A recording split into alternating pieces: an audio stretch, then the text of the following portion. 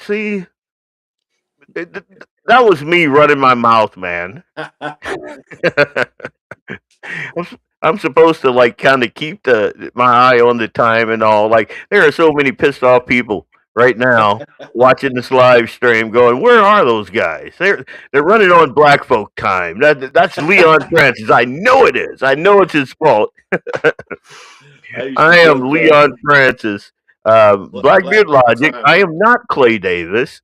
So if you guys are confused, like, wait, whoa, what happened? What happened with Clay? Yeah, he did not get a tan. He did not grow this gorgeous beard here, and none of that. I am He didn't Leon grow a Francis. beard. No, he can't. He didn't grow a salt and pepper beard and move south. Nice. and this grizzled guy that I'm speaking with right now is who? Vance Bishop down in Eufaula, Alabama. Eufaula. Lives I at try to City catch Sportsman. you.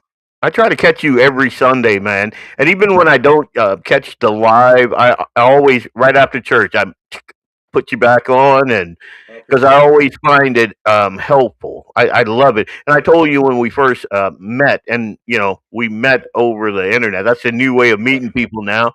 Yeah. Let me know if my mic sounds good. I had to move my you're good. studio kind of upstairs, Yeah, so you're good. you're gonna hear my coonhound. You're gonna hear my 8-year-old. You're gonna hear my dad. He's sundowning right now. He's gonna come in here 100 times and be like, "Hey, what's going on in here?" And you think I'm Southern? Wait till he comes out, man. It's gonna be a good old time for everybody. But anyway, where was I going with that story? I don't know. It's oh yeah. So I catch your show. Every Sunday.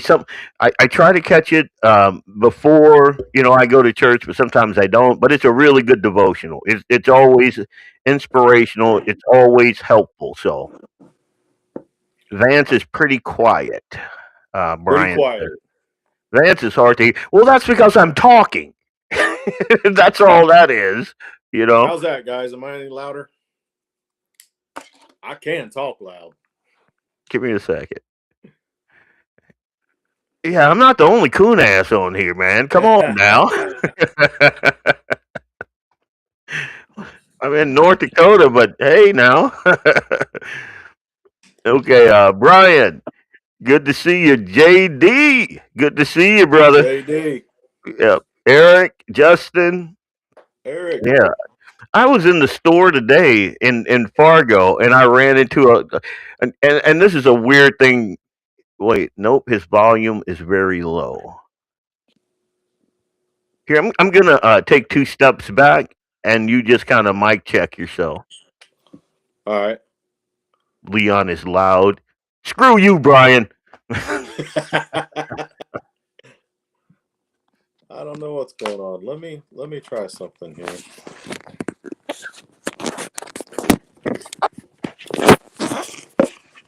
Oh, you broke yourself. I'll be back. I got you. Good evening, folks. Gene Cox. Good evening. Well, Vance is gonna. Is there any more? Is that any better? I can hear you fine, but I got these bad boys on, so Yeah. And I do hear a little bit of an echo for some reason. It's not coming through on this side. Huh. I can hear both of you, Justin says. Good deal. So, JD, you're just getting old and can't hear like you used to, man. Yep, that's what I was going to say. Maybe time for some hearing aids, man. Well, I can't piss off. I can't piss off Jamie because he's holding some swag for me, and I don't want to have to, you know. Anyway, all right. So, this is episode 165. This is Guns in the 701. Me and Vance are gonna kind of tag team this thing because, well, I think Clay had to get to some Advent deal. Yeah. So yeah. Yeah, he had Sounds like. a church event going on that he wanted to get to, so we jumped in here. Yeah. Yeah, that's what buddies do. Those suppressors are working good. What are you talking about, dude? He's not damaging his ears. Anyway, I got some updates for everybody. I'm just gonna at the top of the show. I'm just gonna run through these updates. Couple of big changes coming down the pipe. Third week of December, Jay is moving. Well, I said Jay. Jeez, Clay is moving the show to either Tuesday or Thursday, but for that week only. It'll be the final show of 2025. Clay's guest that night will be David Fettig from 1760 Sports. I know David, good guy, real good guy. They're going to be diving deep into private versus public land, um, deer hunting strategies, a big announcement for 2026. So you do not want to miss that. You keep your ear to the ground. More details will be coming soon. And as always, Jamie will be here on the 10th with episode 38 of 701 Nation. Yeah, brother. Anyway, that was my macho man Randy Savage on you there. So anyway, that's pretty sad actually. I didn't have the emotion behind that I needed. I'm sorry guys. A for effort, though. Dave Everett, okay, I got it. Also on Christmas Eve, Clay's firing up the stream for Christmas music. Y'all made it a crowd favorite last year, so it's back by popular demand. And then, Friday, it's me. Tune into my show, Blackbeard Logic. I'm going straight for the jugular on this whole Minnesota grift. Hard hits, no punches pull, that sort of thing. You know how I roll.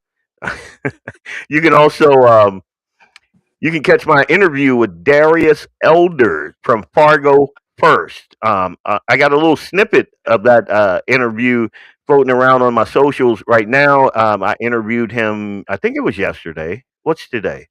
Geez, I'm getting old. I think it was Monday or Tuesday. I interviewed him.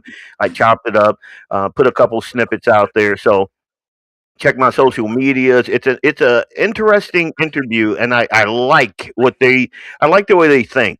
They're trying to motivate the citizens of Fargo to get involved, and that's what it's going to take to kind of change that city from the city when I moved there in 96, 97, and it was like you can leave your car unlocked, run inside Right. the store, spend 20, 30 minutes in there, come back out, and your car is still there. You can't do that now. And there's a reason for that. It's also, that culture that's in the school board. The reason why your kids are coming out, just that crap crazy. But I got to watch my language because, uh, you got a coon ass and a preacher walks into a bar. You know that old. So doesn't bother me. I wasn't always a preacher. I get that now, but now I got it. And plus, my dad's when I'm in the basement, my dad cannot hear me. But I'm up. Nick is cleaning down there, so she kicked me out till Friday, and so I'm like, I just kind of threw this thing up like in less than 2 hours. So the fact that it's working is a miracle in itself. But the fact that I'm upstairs, I kind of got to watch my language anyway. So there you go. I think it's the mics I bought. I don't know where they are. But yeah, the full uncut interview drops on Friday. So, and I may drop another snippet in the morning, just to kind of whet your appetite there. So Friday, 7 p.m. Be there, and of course, Vance Bishop. You want to tell them about your show? Sunday mornings, we call it Sunday Sportsman. I'd been doing it a couple years over on my Sportsman's Watch page, and then had to get out of it. Didn't have to, but needed to take a break for a little while for personal reasons, and felt really pressed to start doing it again. And I didn't even tell Clay that it had been pressed on my heart to start doing this again after going through some things. Um, and then I was a guest on a show one night, and he said, "Hey, what do you think about doing a show for us on Sunday mornings doing devotions. Same thing I used to do and loved doing. So Mm. it was kind of confirmation. Hey, it's time to get in there and be doing some devotions and spreading God's word a little bit. And so Sunday mornings at 8 o'clock Central Time, we do what's called the Sunday Sportsman. And for first part of the show, it's 2 segments. I'll do a devotion and speak from God's word for a little bit, pray, and just get into the word. And then we talk hunting and fishing or whatever comes to mind as far as the outdoors go. Yeah, and I love it, man. I caught you one day. I was sitting out in the deer blind. Wow, that Don't worry about it, mic bro. sounds really loud. I'm going to turn that Thank down you. a little bit. Hang Is on. my sound any better, guys? Eric, JD, anybody? I just had my sound guy, but he couldn't find my microphone, so I'm going to have to. Oh no. Also known as my son. But So, and we were talking about that a little bit, before the show. I'm gonna hit that again. I was in the store today, and I had like one of those incidents. But yeah. Uh, so I was sitting in the deer, well, not my deer stand, but in the deer blind. That's like on the south side of this property, and I remembered, hey, uh, you're gonna be on. So I just put you in my ear with my Bluetooth, made sure it was down really low, and I just sat there and listened to a good devotional. And I've noticed this change in Clay also. Like yeah, Clay has not always sent me morning devotionals, dude. I am right. stoked. Like I don't.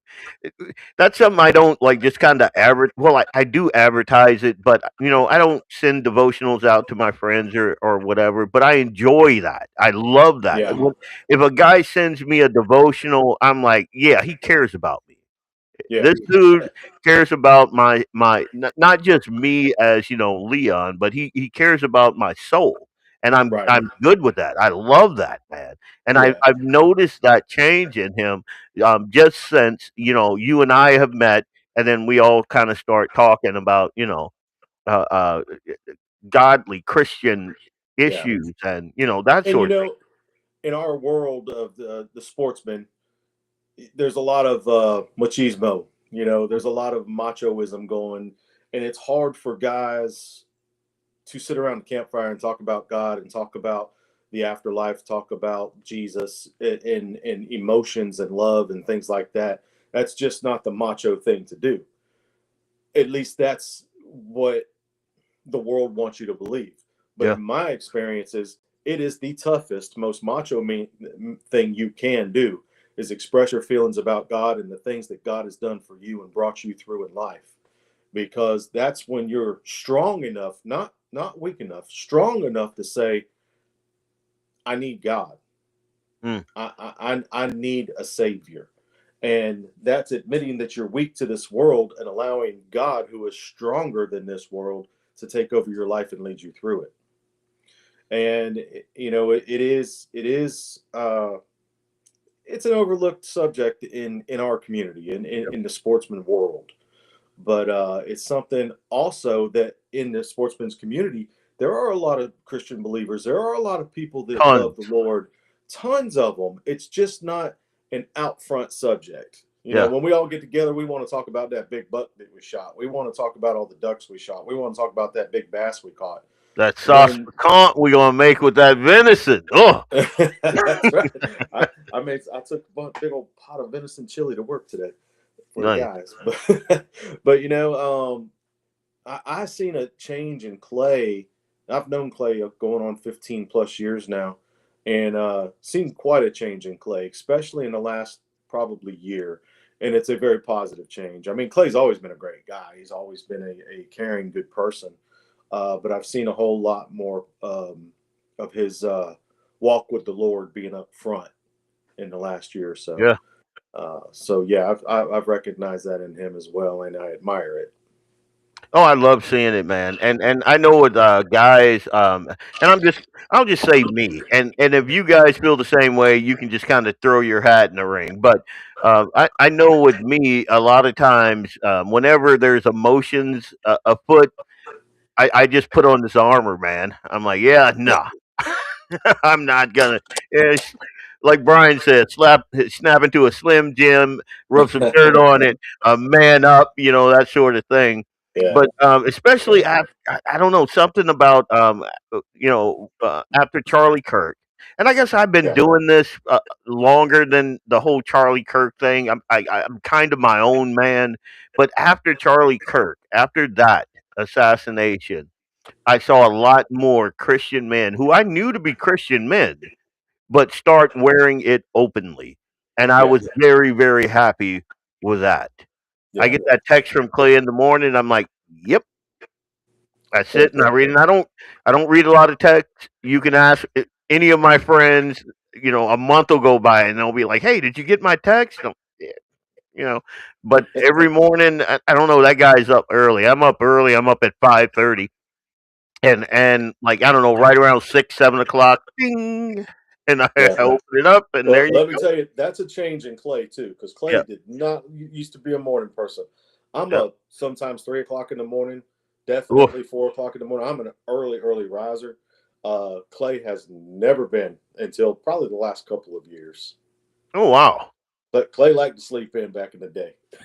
Yeah, let's talk out of school, homie. No, I'm kidding. No.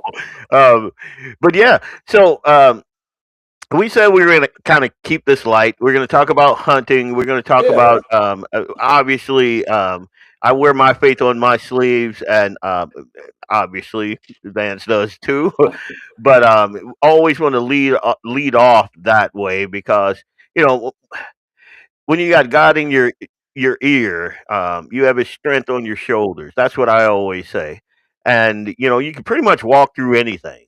yeah, So anyone saying anything different, my guy is bigger than your guy, and I. Oh, anyway, um, let me see. Love it, LF. I'll be going solo on the 10th. Lots of gun and 2A talk. I'm driving to church when I can't. That so that little QR code there is kind of I can't read that. yeah. I get the same issue. It's covering up Eric's part of Eric's. He can't watch the show live because he's Yeah. driving to church. Eric is another one who's a fine example of a strong Christian man who's a man's man, but not afraid to let people know about his love for Christ. He's another fine example of it. Okay. That's good to know. That's good to know. And again, I know some like the guys that I call my friends. They're the probably 80% of them are military or ex-military. Leo, like just the when you think about alpha males, that's these dudes. I am not one of those dudes, and I don't tell anybody that. But these dudes, and they're all to a man, all of them Christian. And like you see them after they had some whiskey in them, you might not think that, but they are 100%. And sometimes all it takes is just like you said, sitting around the campfire and you just kind of bring it up. Bring up one of the things I love doing. I bring my son into it, like because I'm raising this kid. I'm Yeah, raising the next version of me, the 2.0. Like my dad in there, he's the 1.0. I'm the 2.0. I'm raising the 3.0. That's Eli, and how I'm raising him. And the second somebody like bring like we were around, we were where were we last weekend? God, I can't remember. Someone remarked about how Eli didn't have that ick factor, and when especially when it came to cleaning while game. And I'm like, why would he? And like, so we started talking about I think it was mallards we were breasting out. Yeah, it was mallards. And so that conversation there led into our worldview, and my worldview is a biblical worldview, and the way that I'm exactly. raising my son, and that just led to a whole conversation, man. And I Right. love it. Like everything on there, click on the chat button, both screens show. Hang on a sec. Yeah, I just text JD because I did what he said and it worked great. Thanks, JD. What? Thanks, Jamie. Click on the chat icon up on the top, and it'll put the comments on the side where you can see the whole thing. We're a couple techie guys here. Ah, there we go. That's funnier. So I was telling I was telling Vance earlier that like so what I do in case you guys don't know, thanks Jamie. Thank you, dude. Here you go.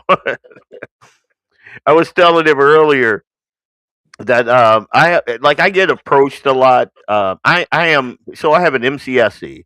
I'm a engineer. I'm a network engineer. That's what I do. I build out networks, like your APs, your switches, your servers. I rack and stack. I do everything. Like if you go to the Fargo Airport, Hector Airport, and you go into their server room, that entire server room, I built that from the ground up. It was nothing there. I built that thing, and all the cable that's run, the fiber that's run, the racking and stacking, the cages that are in there, all of that. I have a plaque on the wall. That's what I do. But I am not a techie. Like I'm not. People mistake me for being like this techie nerd, and I'm not. Like you, I am more comfortable in a boom lift than I am in front of a keyboard. Like my father-in-law told me when I showed him the deer stand that I put up. This thing has got to be like 20 feet in the air, man. It's it's way up there. He's like, I know you're gonna wear a harness. I've never worn a harness in my life, and like I'm up in buildings. I'm walking on rafters, the whole thing, and like sometimes I have like younger guys come in and help me pull cable, and they have to strap in and put on all that gear, and I'm like, dude, like YOLO, you know? YOLO. Yeah, and I got a pretty hefty insurance policy. So if I fall, Nick and Eli, man, they're gonna be fine. They're gonna be just fine. So anyway, where was I going with that? The whole techie thing, yeah. JD, I don't want to talk about that, man. There might be a little illegality going. So I sent I sent a couple of folks pictures from my trail cam of this nice wall hanger, man. This buck. I'll throw it up on my social media. I've seen him like I don't know 5 times now. On the same trail cam, so I know where he's at. I went back there, and he's always with a bunch of does. Man, this dude is a baller buck, baller dude. and but I can't shoot him legally because he's always after sundown. Always. Wow. I can never get that dude to come out. I can't sit out there like all night because like I was telling you today, it's like in the negatives here, man. Yeah. You know, and if I got a couple of like little camp heaters I can put in my blind, but that he's gonna smell me then. I got Yeah. scent blocker. I don't know how to get this dude unless I do it. And then Jamie keeps asking me about it, and I don't want to make him an accessory to the fact, that Don't give out too much information. I don't want to be giving out too much information. I'll invite you over for some venison sauce pecan, and then we could talk about it. But So no, while we're on that, you're from Louisiana, right? yes, I am Catahoula Parish, born and raised. All right. I'm very familiar with Louisiana. The Plaquemines Parish I've been to quite a bit. I And got kinfolk there. Good friends in Houma, Louisiana. Yep. What was the biggest change hunting wise, sportsman wise, between moving south? Because I moved from South Florida. Well, I was in North Florida when I moved, but I grew up in South Florida hunting in the Everglades and things like that. And I moved to McIntosh, South Dakota, which is about 20 miles from Clay. Yep. And there was huge differences in the sportsman's culture for me to get used to. What was the hardest thing for you to get used to up there? For me, it was seeing these giant herds and these giant, because to me, a Southern boy, especially South Florida Southern boy, seeing an average mule deer up there was like seeing a monster. Yeah. Yeah, they grow because 'em big, man. Florida don't have giant deers, and a mule deer, an average mule deer, is big for some meat. Well, I'll tell you this, a couple of things. The environment, a lot different. Yeah, It's the like versus the humidity. I used to like yeah, being out there in that humid weather. Like it didn't bother me back then. Me and my wife went back down there like after we got hitched and all that. I took her back down there. Man, I couldn't stand it. I could not stand that oppressive heat. I'm like, oh my god, how did I ever live like this? But that was one thing. Up here is a lot. And again, I've said this. I love it up here. My I do dad too. every day he's like, "When are we going back to Louisiana?" I'm like, "Why?" I don't get it.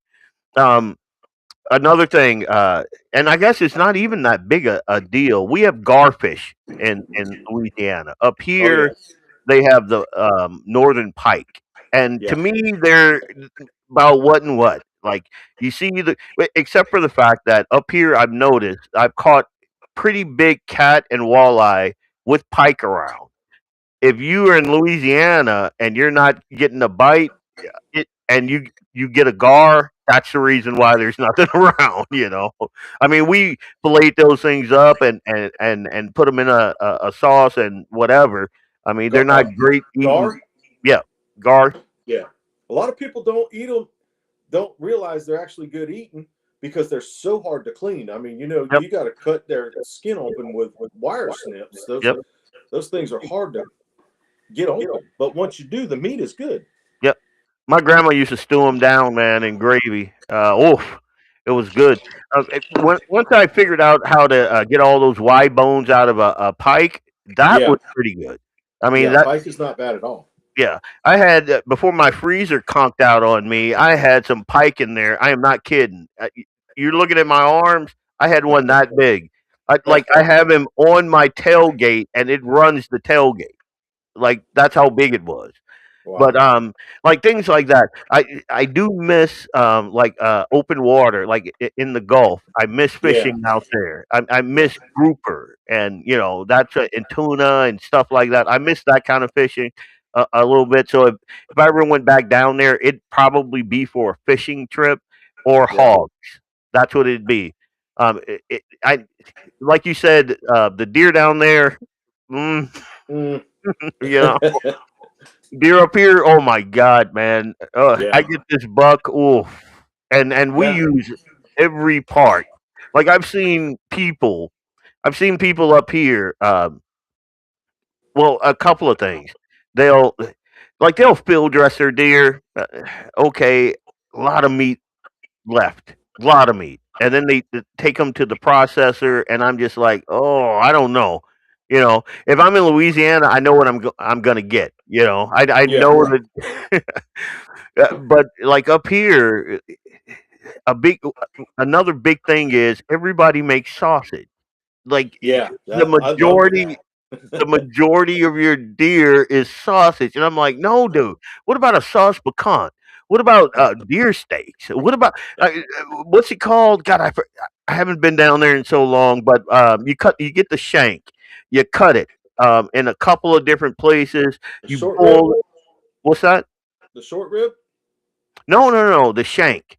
Oh, It's called Buko something. God, I forget, but it is so good, man. You tie it up with some string, and you just a couple of hours. osobuco.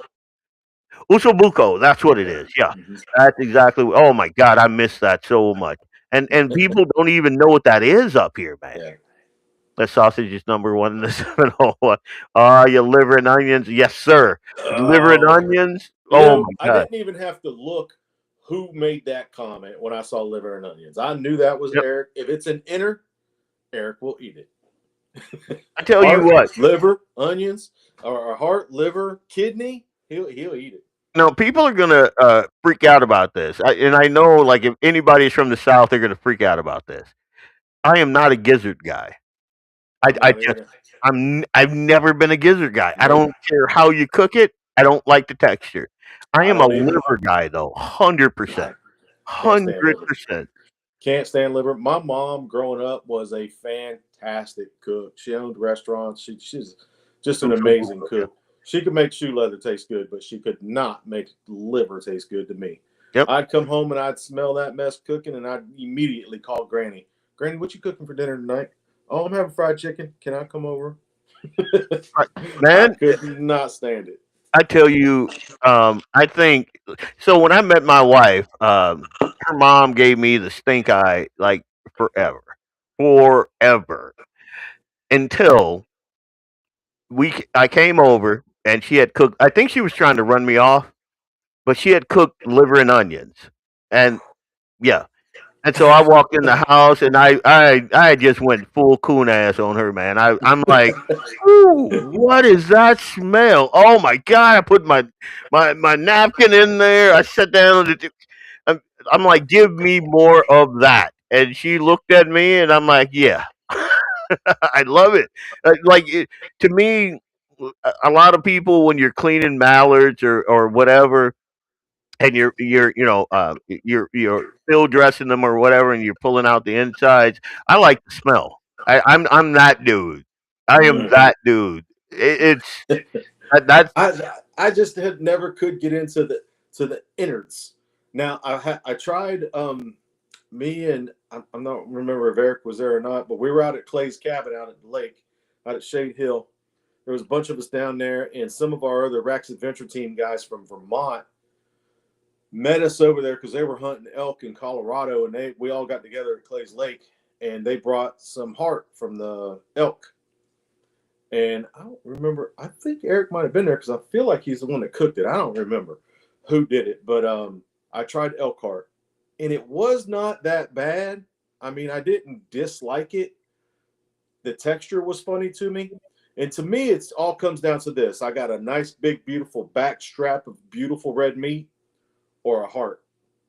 I'm taking that back strap all day, every day.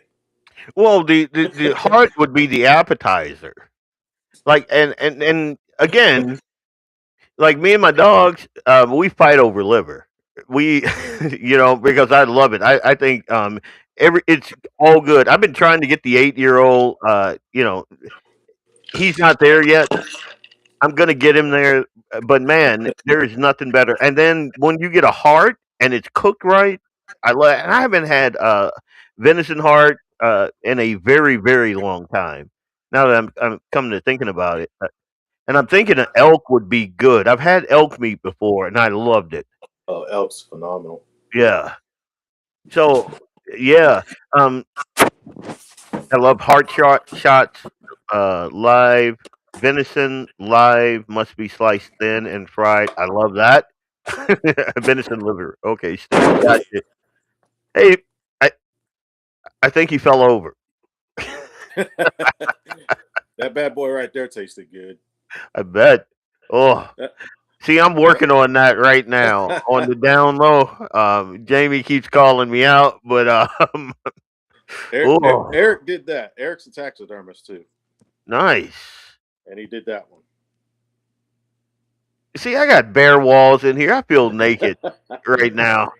Jamie This sent me this a video of his wall, and I'm just like, okay, wow, that's crazy.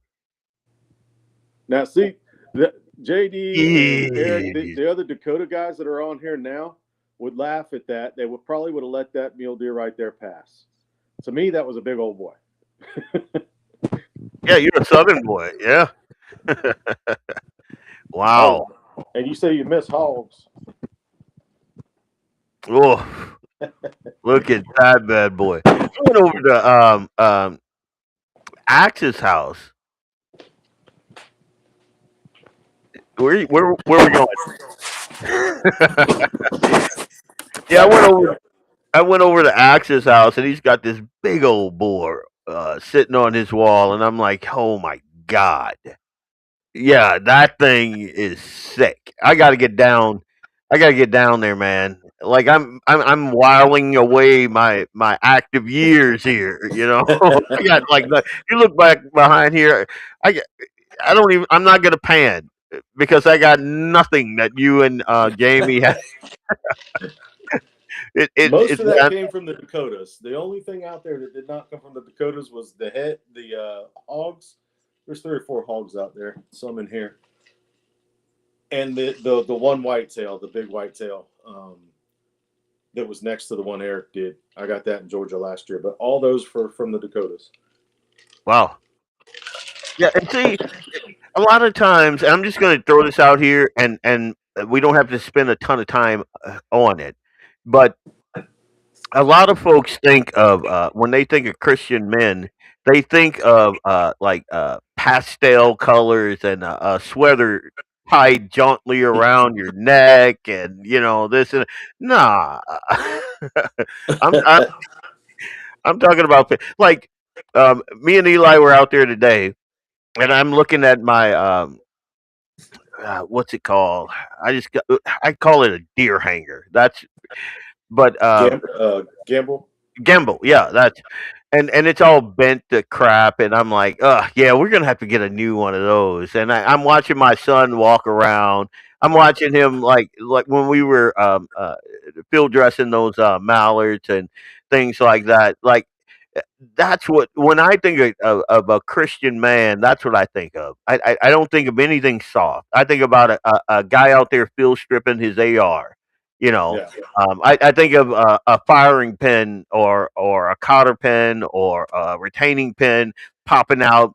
Like I don't know, uh, you're running drills. Something weird happens, and you break that bad boy down. You grab another upper from your backpack. You slap that bad boy on.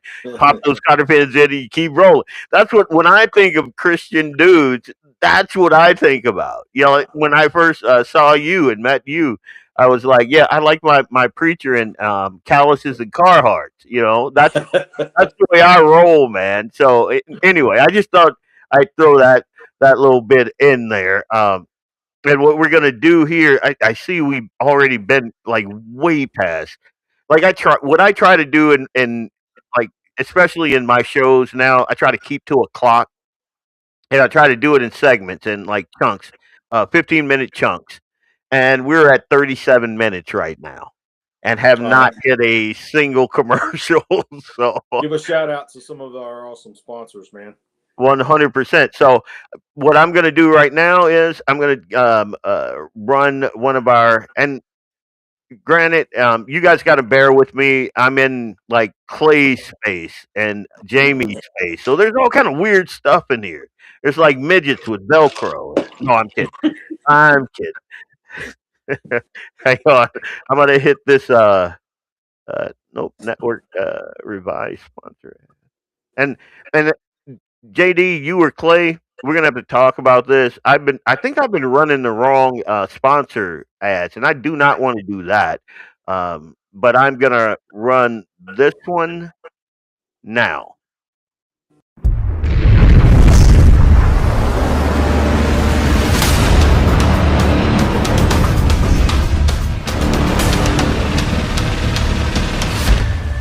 LAUER Auto Repair, located at 309 South Washington Street in Bismarck, North Dakota. Give them a call at 701-258-6308. The team of mechanics at LAUER Auto can take care of any problem your vehicle is having. And when you do business with LAUER, you can be assured you're doing business with a pro Second Amendment America First repair shop. There are plenty of other auto repair shops in the Bismarck-Mandan area. But why take a chance at patronizing a shop that might not have your beliefs at heart? Make no mistake. Make no mistake. LAUER Auto is your pro Second Amendment repair shop. When you talk to the guys at LAUER Auto, don't forget to tell them that you heard they are a sponsor of Guns and the 701 and that you appreciate their support of our pro Second Amendment, pro North Dakota live stream and podcast. That's LAUER Auto Repair, 701-258-6308.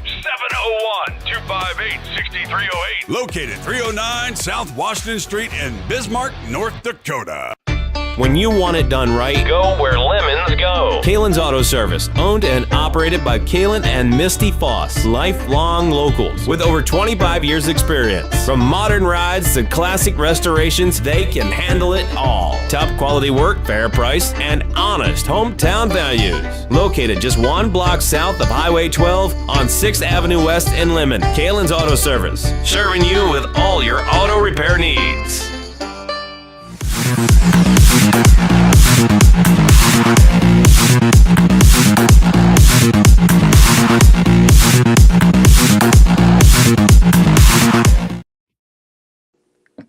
Welcome back. Leon Francis and Vance Bishop sitting in for the great Clee. I almost said Davis. Holy buckets, man! I'm telling you, I need some protein or something.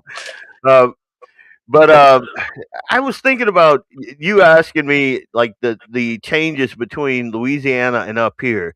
I tell you the biggest change, and I just thought about this during the break. Like in Louisiana, we ate some weird stuff. Yeah, y'all do. Yeah.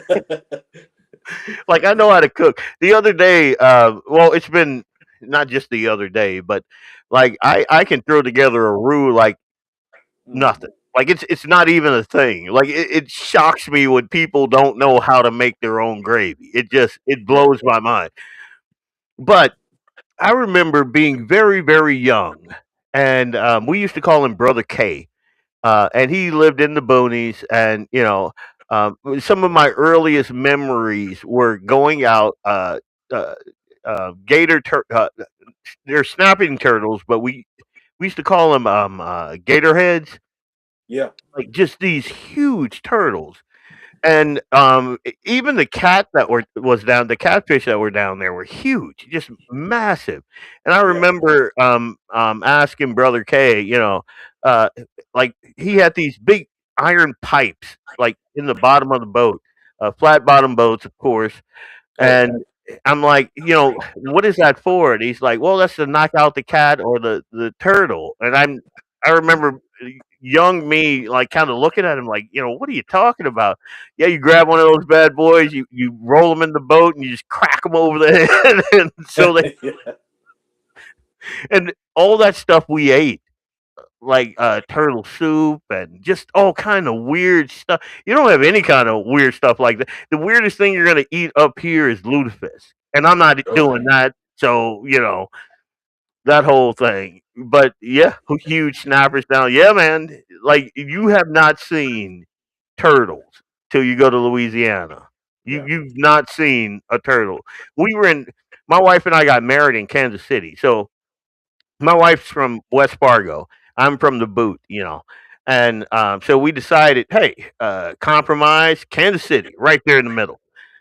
And so we were at Cabela's, uh, right when they opened the first one, right north of town, and I saw for the first time a catfish that rivaled the catfish that I grew up with, and it was an albino cat. This Oh thing wow. had to be like probably 4 feet long, just massive, massive. And I was telling my wife, this is what I grew up with. Like the whole noodling thing, I think about like the culture I come out of, and it's just the weirdest thing. Like if you know me now, you'd be like, no way. But yeah, it's kind of weird. Like up here, it's cleaner. Yeah. It's a Yeah. it's a cleaner environment, cleaner. Like the whole thing is just cleaner. So it's nothing for me to get my hands bloody because trust me, I've seen worse. You know. Yeah. Yeah. I love Louisiana. I love it down there. I've spent a lot of time down there. After Katrina hit, I spent 18 months down there working on churches and houses and stuff, and doing a lot of disaster relief. Even did some body retrieval Mm, uh, on airboats right afterwards, and yep. fell in love with the culture down there and the people. Made some lifelong great friends down there. Still go down there and visit. I spent a lot of time in Buras, Louisiana, down in Plaquemines Parish, which is not far from Venice, which is a world famous red fishing spot. Yeah. And the Did you red say fishing down there is red? just redfish. Yeah. Okay. The redfish down there are absolutely amazing. They're big, and to me, redfish are some of the best eating you can get. But we were down in Buras, Louisiana, working at a church, and my dad helped put together. We had 125 people come from all over the United States to come down to Buras, Louisiana, and work on this church and surrounding houses in the community. And it's a very small community. And the pastor there, Pastor Max, kept saying, "What can we do for you?" And my dad kept saying, "No, we're here for you. We're here to bless your community. We want to rebuild. We want to help." He said, "Just let us do something." Finally, my dad said, "All right, listen, I want an authentic, home-cooked Cajun meal." Dad said, "I don't want no Popeye's chicken. I want some Which Cajun ain't meal." bad. Popeye's And, chicken ain't bad. and it's better in Louisiana because they keep the original Yep. recipe in the state of Louisiana. A lot of people don't know that. Yep. But Miss Rhonda, born and raised Cajun, talks all kind of funny like. Yep. She said, "Mr. Cliff, I got you." Well, their son, Max Jr., is a guide down in Venice, Louisiana. And he does what's called a cast and blast. He'll take you fishing in the morning and duck hunting in the evening. Cool. And that night, they put on the biggest crawfish boil, gumbo, jambalaya. Man, if it was in that bowl, if it was in these big old cauldrons they were cooking everything in, it was in the swamps, in the Gulf, or in the air that morning. Everything was fresh. It was absolutely amazing. I love Cajun food just about more than anything. Now, it's some of the most unhealthy stuff you can eat. 100%. Which is probably why it's some of the best tasting. It's why they season it so good, because it's horrible for you, dude. Yeah. It's like 100%. Jamie wants to know what the top speed of an airboat is. I'm Jamie, telling I you, don't those know things top move. speed. It depends on what motors. A lot of guys, I've had two of them, and on one of them I had a 454 Chevrolet on there, Good and I God. did 90 in that I'm positive of.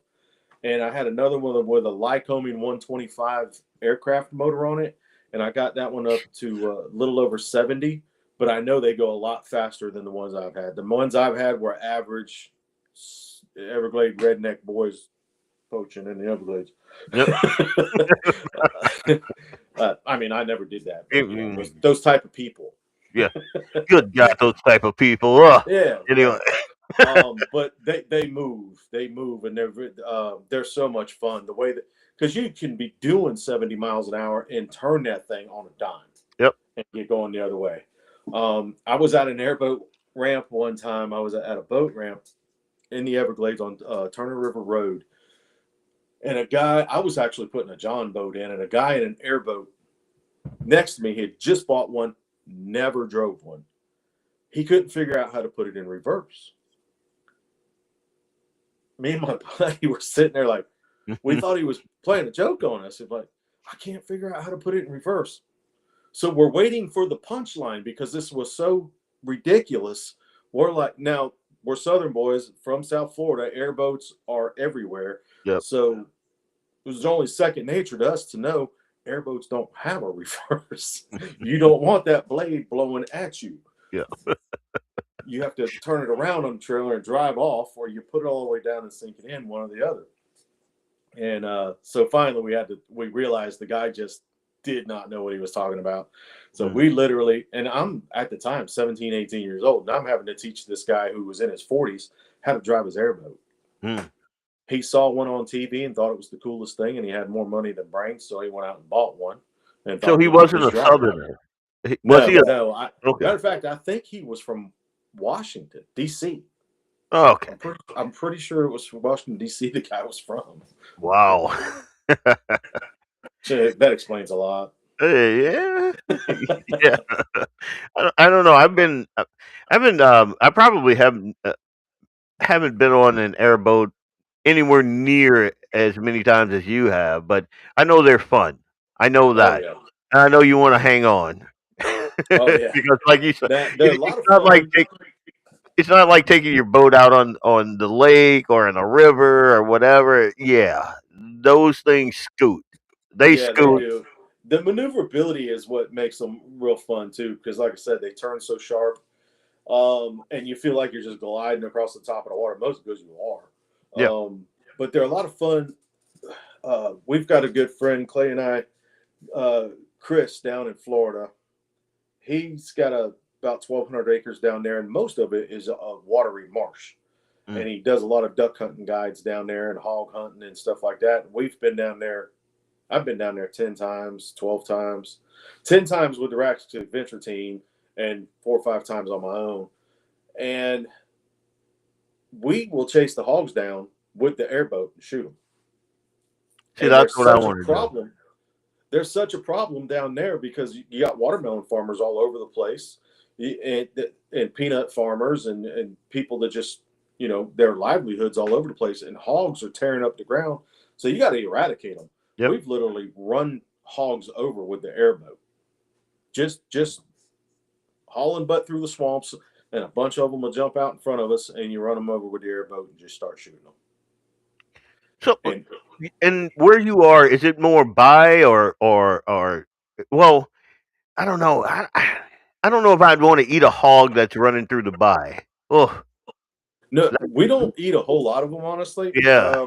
If we shoot a boar hog and it's a bar hog, if it's been cut, we will eat that for sure because that's good eating. Yep. But if it's a big old boar hog that ain't been cut, that's gator food. Yep. We'll cut the guts. We'll open the stomach up and throw it in the gator pond and let the gators have it. Small sows, we'll marinate those and put them on the spit or put them in the smoker or something. We'll eat the small sows. But the bigger, nasty, if they stink, they're going to the alligators. Yeah. And it's kind of weird to hear me say that because I love gator meat, man. But there's something about, like, obviously I'm a black guy, so I love pork. But there is some pork I'm not touching, and like that thing that Axe has hanging on his wall, man, I'd eat that thing all day. JD want to know, what do you mean by cut? Castrated. A lot of times, guys will cut them and set them back loose. If they've been castrated, that is good eating when they grow up. Yeah, just wrap a couple rubber bands around those testicles and be done with the whole thing. Hang on, I haven't had a pig in over 2 years. Man, what are you doing? What are you doing wrong? And that's another thing I love about being up here where I am. Like my neighbor 2 miles down has cows, so I have half a cow. My neighbor, 4 miles that way, they raise hogs, so I have a hog. I'm next year I'm gonna have 4 lambs. So this part of the country, I'm telling you, like my dad just can't see this. He can't see the forest for the trees, man. He every day, every single day. I'm shocked that he hasn't been out here 100 times asking me, "Hey, when are we going back to Louisiana?" But I love it up here. I want to go down there and visit. But unless I like won that lottery and I could buy me a huge antebellum house down there, and I'd be the blackest redneck you ever saw down there. But outside of that, I love it here. I did love it up there too. It's really a different culture. Up there, it feels a lot more free. Yep. Laid back, easy going. I mean, the town I lived in up there in McIntosh, I could drive up to the only gas station within miles. I don't know about more free. Yeah, you're pretty free in Louisiana. Like I just mean, what I mean by that is the open feeling. I mean, you don't see trees for miles. It's just you see so far away. Yeah. And it's so unpopulated in comparison to any state in the South. 100%. So it was, and I mean, it really takes you back in time. I could pull up to the gas station, fill up my pickup, because up there you got to call them pickups. Yep. I call them trucks down here. I fill up my pickup, wave to Gwen in the window. She'd write my name down in the book, and I'd drive off. And I'd go back at first month and pay my gas bill. You can't do that down here. Well, yeah, I guess that is.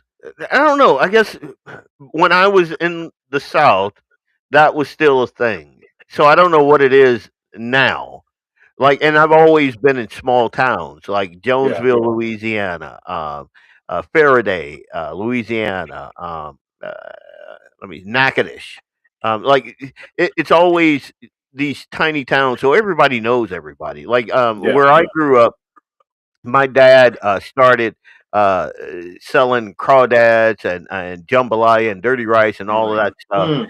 Mm. And he ended up at Gas Lane on the corner of 4th and Main in Jonesville, Louisiana. It was a huge deal. And like you could go I could go pretty much anywhere and get a pop or something and write my name down, and my dad would be through there sometime within the month or the week or whatever, and he paid.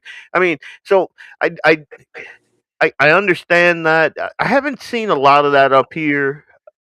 I guess I do love, and I didn't realize this until you said it. I love the fact that I could sit out at my fire pit. Like me and my son, we built this massive fire pit out there. We're pretty proud of it. Pretty proud. And we could kind of sit out there and see the northern lights. Yeah.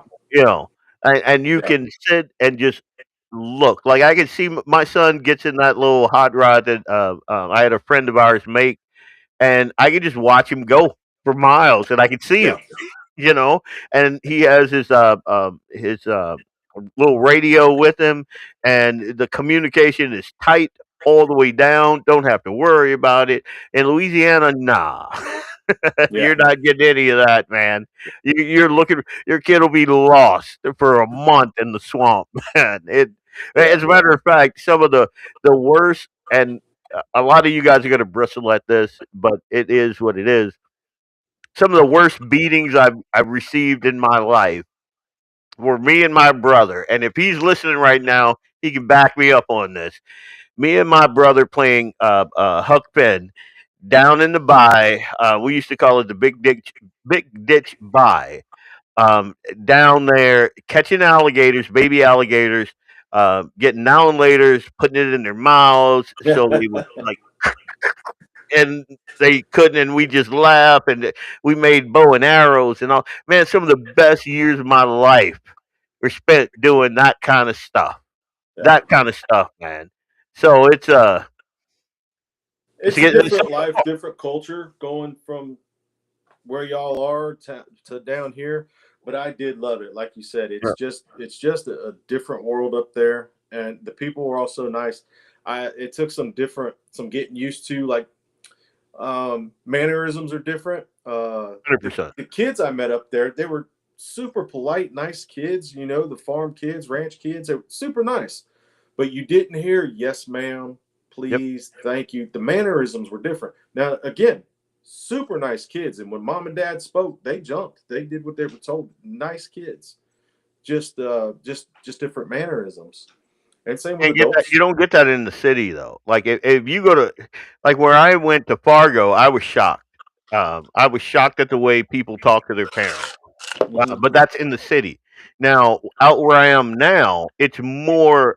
It's a lot closer to the way I was brought up. So my son isn't weird when he says yes, ma'am. Out here Yeah. in Fargo, it was like, wait, what? you know, like the first time I heard a person like curse out their mother, I was like, whoa. Yeah. Like I couldn't believe it. It shocked the senses, man. Yeah. But yeah, out here, it's none of that. I again, one of the reasons I love it out here, and I love the friends that I've met out here, is because I see a lot of what I believe to be a Southern culture in the Dakotas, Yeah. and so I feel at home here.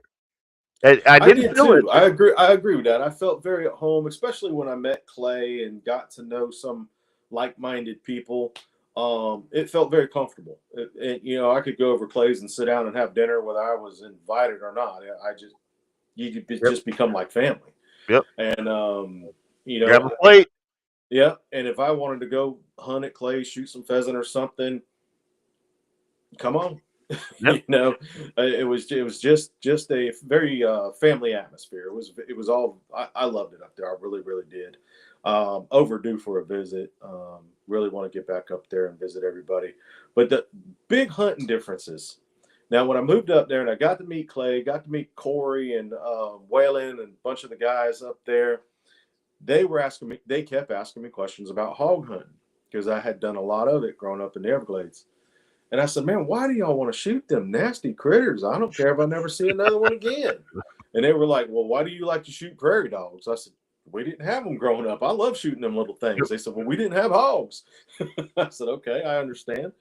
So we put together what we called our mancation. That's two different things, man. Come on now.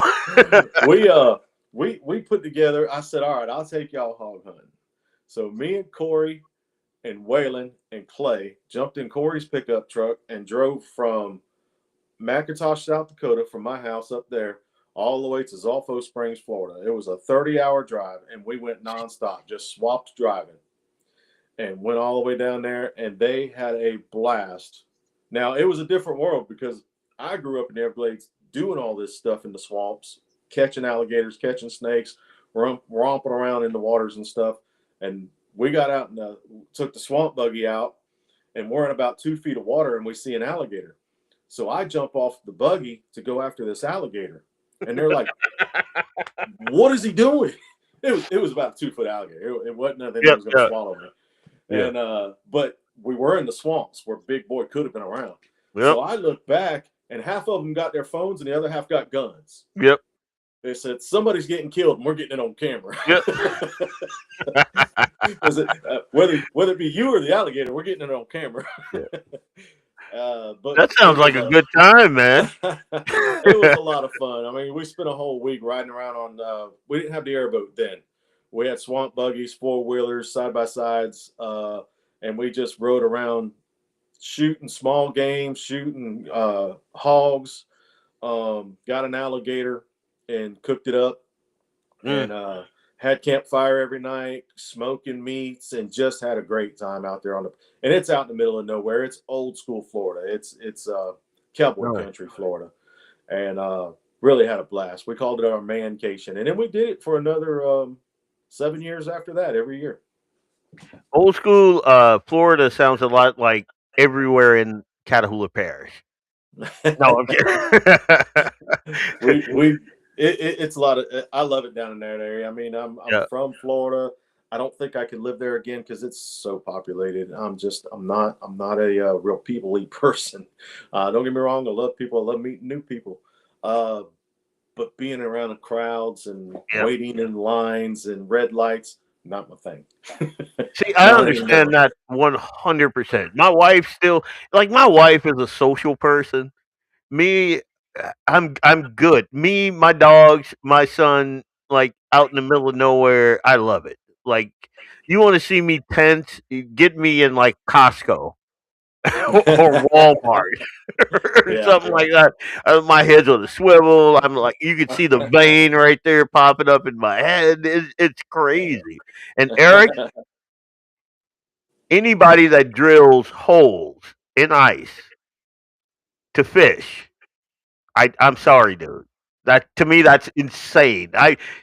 And I'm a guy that used to, and I was a kid, noodle, big cat, noodle cat.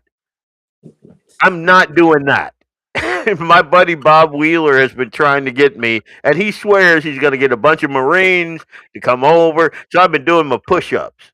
I've been doing my pull-ups, and because he thinks he's going to come over here and grab me and take me. I'm not doing it. I'm not doing it. Now, have you ever? I hear Bob knows his stuff about doing some ice fishing. I hear it too, but again, black dude. Look at this right here. I don't swim. You joke about the black dude thing. When I was growing up in Miami, I used to spend a little time in the honky tonks. And did you now? No. When Bout got into a big old bar fight one night and was heavily outnumbered. Me and 2 of my buddies were heavily outnumbered. Well, this guy helped us back down some people, and it calmed down without any injury. Well, we go outside, and it was this big old tall black guy from Jamaica. He didn't have no accent, but he was from Jamaica because he'd been in the States for a long time. And he became one of our best friends, and as redneck as any of us, and loved hunting and fishing and guns, and just was just a good old boy. Yeah. And that night we said, "Hey man, we're about to go out to the Everglades. You want to ride out with us?" And he Oh, put hell a big no. old wad of Copenhagen in his mouth. He goes, "The only black guy in this bar, and you boys want to take me to the Everglades? Nope. And I just met you." He says, "I'm going to pass tonight, but thanks for the invite, fellas." But he did become one of our best friends and spent a lot of time in the Everglades with us after that. Yeah. I know, and I don't know. I tell people I don't know how to swim because I'm deathly afraid of open water. I just am.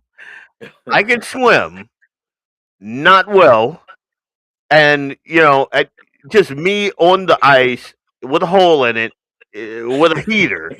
Just to me, that just sounds like, oh my god, no, dude. I'm Yeah. a risk averse dude. I take pains to avoid. When I lived up there, I did go ice fishing with Clay and Will and Chris. I forgot who I was there. I think Corey was there. And it wasn't my thing. I mean, down here, we don't have to drill holes in our ice to go fishing. We just cast and reel it on in. We do not have to work to get a spot to fish. We just find water and go. And being on ice and you hear it crack, that's a little eerie. I had a good friend of mine that came up there and lived with me in the Dakotas for a while. While he was getting on his feet up there. And we went out to a spot actually out in the Shade Hill where Clay's cabin is. And I went walking out on the ice, and he stood on the shore. I said, "Ain't you coming?" He said, I said, "Why?" He said, "Only one man I ever knew walked on water, and I ain't him." Yep. I like that dude.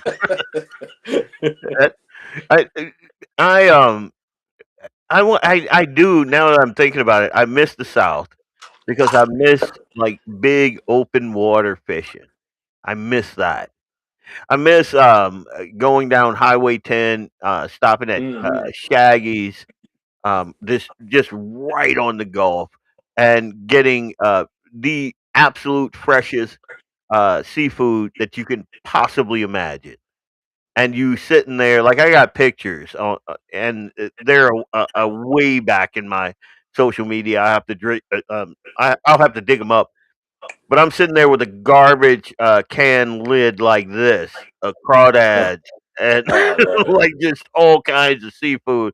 And I think I gave myself King's disease. What's it called? Gout. That night, like it was just so amazing. I actually took a bunch of. I was working with the Leadership Institute back then, and I took a bunch of folks from Minnesota and North Dakota down there, and like they couldn't believe it. Like, and as a matter of fact, on one of our legs down there, and it was right around Mardi Gras. I took them into the graveyard there north of town, and if you ever been to that thing, like it's scary. It is scary, dude. But they had the best time in there. They were scared witless. But then when I took them to eat, they couldn't believe it. As a matter of fact, like when I first came to this area, I think I might have lost like 20 pounds, and this was way back. And I like to eat. I'm a healthy dude. Well, I'm not healthy, but I got some weight on me. But I figured out that if I had my mom send me care packages, and she would send me like Zatarain, she would send me just all kinds of good stuff, and I started cooking. I made so many friends. I never had to worry about anything. Like absolutely nothing. Oh, Leon, yeah. And uh, interestingly enough, I've never been thrown out into a snowdrift and had my eyebrows shaved. Yeah, no, until I got here.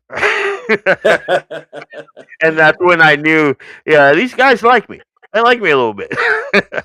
So, anyway, that's JD's just got a good question there. He said, "What do you think is the number one hunting cartridge in the South?" That would be a hard question, but I could give you the top three that I know of. 30 And odd. I don't hunt with any of them. Now I have them. and I have hunted with them. But my personal favorite deer round is 270. But the most popular here, I'm going to say, is either 30-06, 308, or a 30-30. 30-30 has been an extremely popular round forever, because down here in the South, you don't, up there, you get to pop off 3, 4, 5, 600 yard shots. Yeah. Down here, 50, 100, 150, 200 yards is about your average hunting distance. Yeah. So a 30-30 is pretty proficient. It's a shorter gun. I carried one for years because on swamp buggies and airboats, they were short and easy to grab and shoot when you saw a bunch of hogs. Now I carry an AR all the time when I'm on the airboat or swamp buggies. And but a 30-30, I think, is probably, throughout the years that I've been in the woods down here, 30-30 is probably the most popular. But 30-06, 308, 30-30 are probably the top 3 rounds that I've seen in the South in my life. I was gonna say, when I was down there, it was definitely hands down 30 the 06, The and 30-06, it's yeah, so easy to get. The ammunition's easy. It's probably one of the most popular worldwide, I think, yeah. for large game. But yeah, I don't know now though. Folks have moved to the AR. Like, I see a ton yeah, of people now with God's cartridge, and they're moving a lot more to the arcs now too. But yeah, pretty much everybody that I know and still talk to down there, they're AR guys. yeah. So yeah, Yeah, I use AR. It really depends on the situation. Place I'm looking at hunting right now that I was actually scouting out after work today. I'm probably gonna take an AR because I don't, and I with a red dot, because I don't have more than a 75-yard shot. I don't need anything more than an AR with a red dot for a 75-yard shot. So it really depends on my situation. Now down here, in some hunt clubs that are set up with food plots and stuff, you can stretch out 200-300 yards, and you obviously you're going to want a decent rifled scope. But scope, rifle, scope. Words are hard. words. Uh, but yeah, it really depends on the situation. But I think those are probably the top 3 rounds that I've always seen is the 30-06. 30-06 is probably I would say it would between the 30-06 and the 30-30 would be a toss up of which one's used the most. I got a quick question for you. Mm-hmm. Like, I've been, my wife has asked me, what I want for Christmas, which is always great. I'm torn between a chest rig and either a thermal. The chest rig because Axe, and if you're listening, you know, I saw him with one, and I just thought it was the coolest thing, man. It's not that I need it, but I just think it's the coolest thing when you're in the field, just to have that bad boy right there. And my a favorite firearm is my Canic, and I know I'm gonna have folks like, oh, it's a knockoff Glock or whatever. Screw you guys.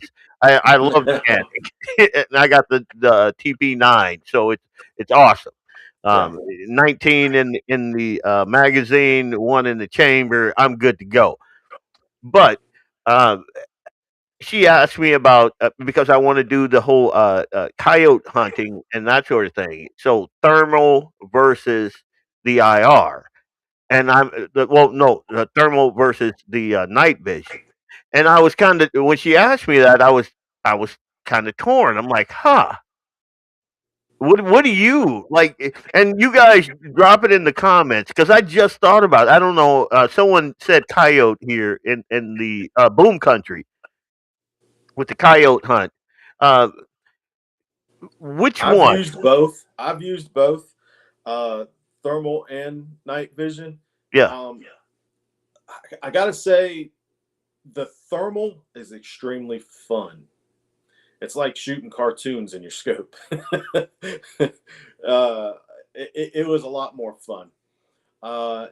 the night vision is interesting as well. As a matter of fact, I've shot coyotes, a couple of coyotes in Florida, with night vision and numerous hogs. But I just felt like the thermal was a lot more fun, and I don't know. To me, maybe it was the night vision I was using because I've only used one. Only got to use it one time. And what is it? It wasn't real clear. I had a lot of blurriness in it, so it might have been the quality of the setup that I was using. But I enjoyed the thermal much more. See, I was thinking, like, out where I am, there's not a lot of ambient light. And I thought, I picked this thing apart in my head because I want to get the absolute best thing that I'm going to actually use. And I was thinking it's got to be the thermal. And if I was in Louisiana, 100% thermal, Yep. because night vision isn't going to help me a whole lot in the swamp. It's just Right. not. But out here where I can see, you know, just as far as the eye can see, I don't know. I think that thermal would be a lot more practical because, again, not a lot of ambient light. Even though we do have a lot of clear night sky, like the moon right now is huge, so I can see that being an advantage. Yeah. I'm leaning towards the thermal. Yeah. If I had a choice, that'd be. I mean, I'm the type of guy that says, why not both? But I'm a baller on the budget. You may not have heard my moniker. I do not have a lot of money, dude. And my wife, every little penny I get, she pinches it and takes a quarter of that and does something with it that's probably to the benefit of our family. But let's see. I agree with. Hang on. Wait a minute. I like night vision. Eric says I like night vision for shooting, thermal for scanning. Okay, yeah. I agree Now with you Eric. can get a thermal monocular just on the side of your scope for that exact reason. You can scan with your thermal and then put your night vision scope on Geez, that sounds like a lot of equipment on. it. Oh, thermal AGM is best for money for our short season, but I'm still running night vision because I have ELR season around the corner. What is ELR? I'm maybe that's a typo and he's thinking elk. I don't That's what I was thinking. know. I don't know. So it looks like the night vision. Oh, okay. Night vision doesn't have the depth perception Right. issues. Like, so night vision? Okay. I got to get a friend of mine and play with a couple of his and see. I don't know. I was just thinking, I see that heat signature. I can just pop it. I'm not. I don't have Yeah. to worry about like if it's cloudy out or Yeah. I don't have to worry about how much ambient light I got. I was thinking heat signature. How? I'm a simple guy, dude. So yeah. Yeah. I haven't played with either one of them a lot. Thermal more than night vision I have. But it's on the bucket list. Definitely. And then when your wife asks you, I'm like, wait, what? What do you know? You see, did my what's it called? My when they do that workup on you, did they come back and I'm not going to be here in a couple of years. And no. But anyway, so we've been about an hour 18. I'm going to hit another sponsor before they kick us off here. Give me a second again. This is not my playground.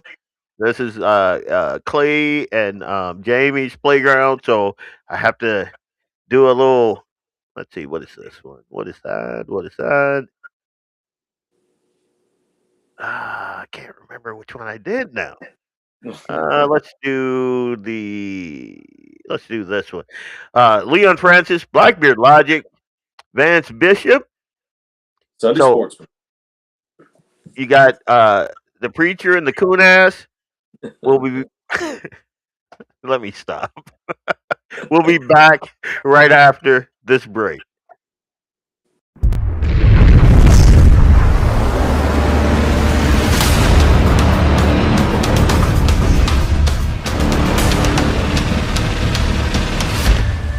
Lauer Auto Repair, located at 309 South Washington Street in Bismarck, North Dakota. Give them a call at 701-258-6308. The team of mechanics at Lauer Auto can take care of any problem your vehicle is having. And when you do business with Lauer, you can be assured you're doing business with a pro Second Amendment America First repair shop. There are plenty of other auto repair shops in the Bismarck-Mandan area. But why take a chance at patronizing a shop that might not have your beliefs at heart? Make no mistake. Make no mistake. Lauer Auto is your pro Second Amendment repair shop. When you talk to the guys at Lauer Auto, don't forget to tell them that you heard they are a sponsor of Guns and the 701 and that you appreciate their support of our pro Second Amendment, pro North Dakota live stream and podcast. That's Lauer Auto Repair, 701-258-6308. 701-258-6308. Located 309 South Washington Street in Bismarck, North Dakota. When you want it done right, Go where lemons go. Kalon's Auto Service, owned and operated by Kalon and Misty Foss, lifelong locals with over 25 years experience. From modern rides to classic restorations, they can handle it all. Top quality work, fair price, and honest hometown values. Located just one block south of Highway 12 on 6th Avenue West in Lemmon, Kalon's Auto Service, serving you with all your auto repair needs. For the best gun gear for every and any situation, Little Angry Man Arms LLC has you covered. Top-notch guns from top-name brands like Winchester, Glock, Sig Sauer, and Ruger to essential extras from Magpul, Streamlight, Hollow, Sun Optics, and more. Little Angry Man Arms LLC have everything to make your shooting adventures a success. Visit littleangrymanarms.com today and gear up for your next big hunt, competition, or home defense. Don't miss out on our exclusive deals. Little Angry Man Arms LLC, based in Trail City, South Dakota, your ultimate hunting partner. At Horton LaserCraft, we believe in the power of personalization. Whether it's a cherished memory, a special occasion, or a unique gift, our custom laser engraving brings your vision to life. Our expert craftsmen and state-of-the-art technology ensure every piece is a work of art. From personalized decor to one-of-a-kind keepsakes, Horton LaserCraft makes every moment unforgettable. Horton LaserCraft is owned and operated by a local veteran and his wife located near Thunderhawk, South Dakota. They provide custom laser products at a reasonable price, and their turnaround time is fast and efficient. Custom board cutting, glassware, decanter sets, mugs, assorted stainless steel jewelry, assorted tags, decor, custom acrylic nightlights, and much, much more. Call them up at 605-545-7535. Horton LaserCraft, where memories are engraved.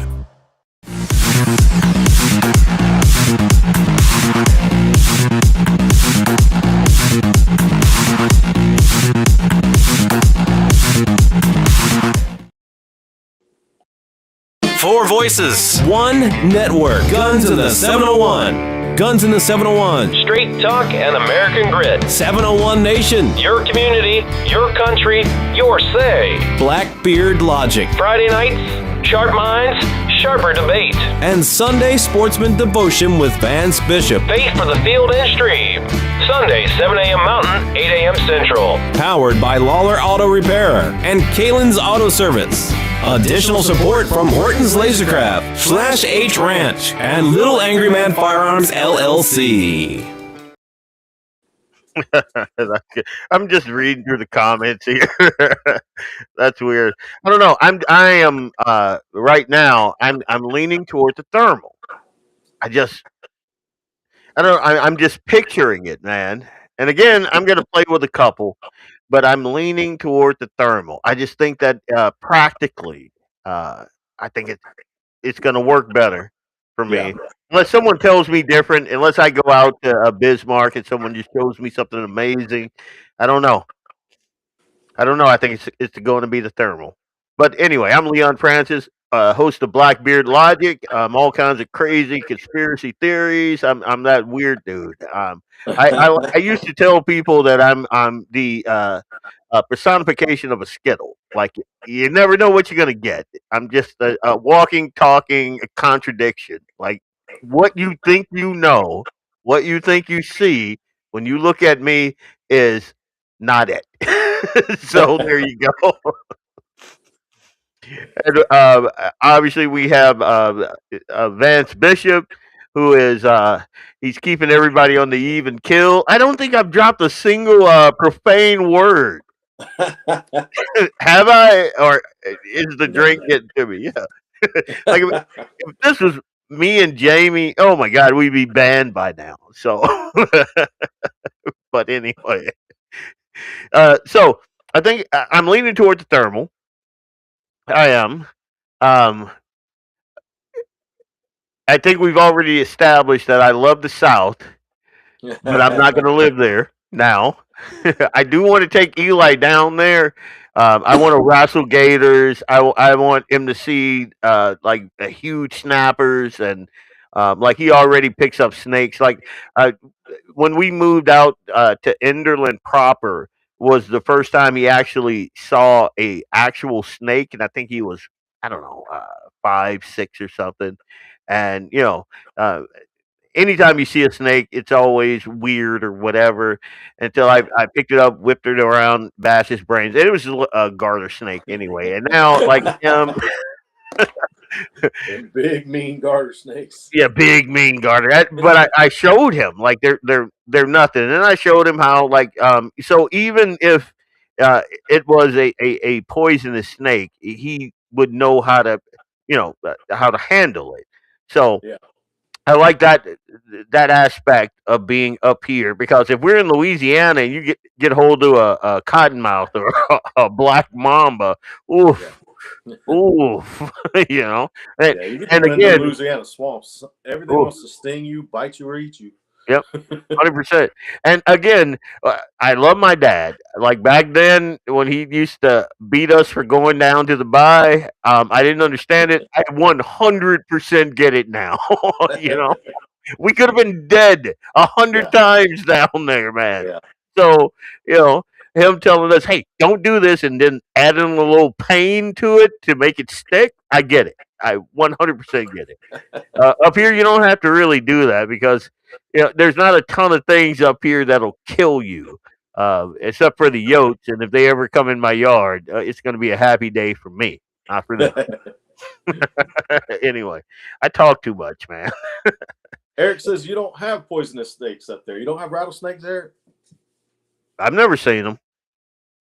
I never saw As a one matter up of there. fact, I think that Jamie and Doug had one out.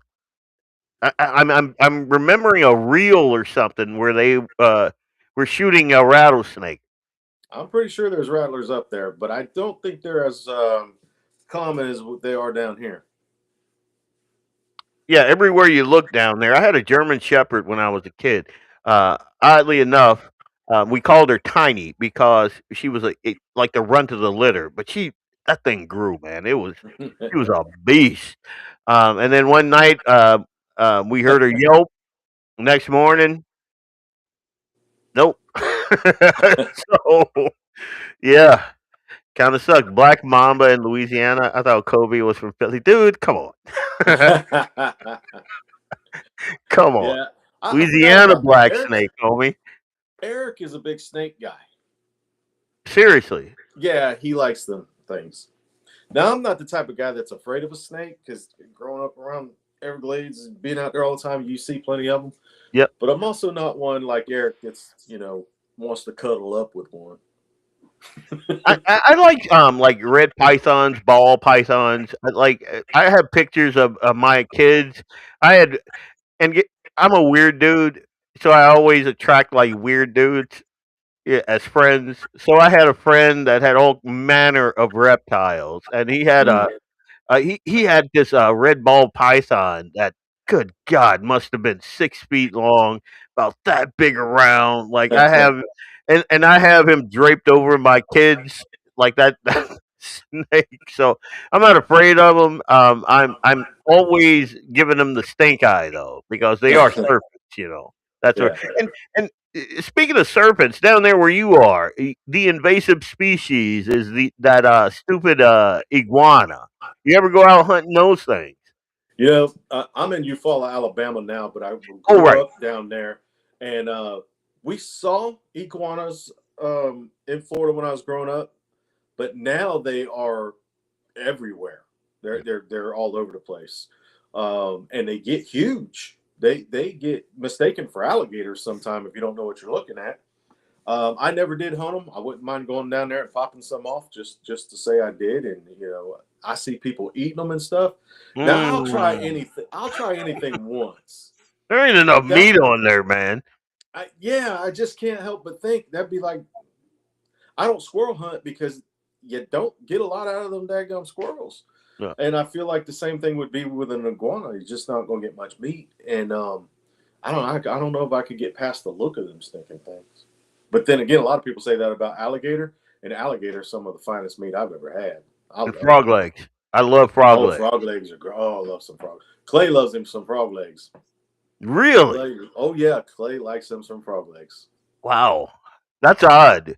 And again, you guys, you're thinking of frogs in North Dakota terms. I'm talking about Louisiana bullfrogs. I'm talking about they look like little babies you're holding up like an infant. They are. You don't grab the leg, you grab the leg. Yeah. It's good eating. Oh my God. The more I talk, the more homesick I get now. I'm thinking about it. Catfish.